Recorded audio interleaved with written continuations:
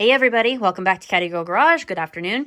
So here is the carburetor for our 48 Cadillac, all nice and freshly rebuilt. A good friend of mine did it for me. He did a fantastic job, so I really appreciate that. Obviously, it will help the car to run. This was very, very clogged with old, nasty, bad gas, so obviously it wasn't going to run like that. So it's been completely overhauled and cleaned on the inside, and it's absolutely fantastic now. So I can't wait to get it back on the car and see how that helps us.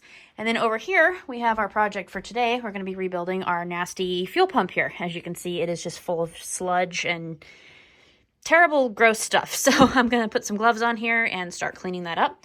Thank you for joining us on the video. Let's get started.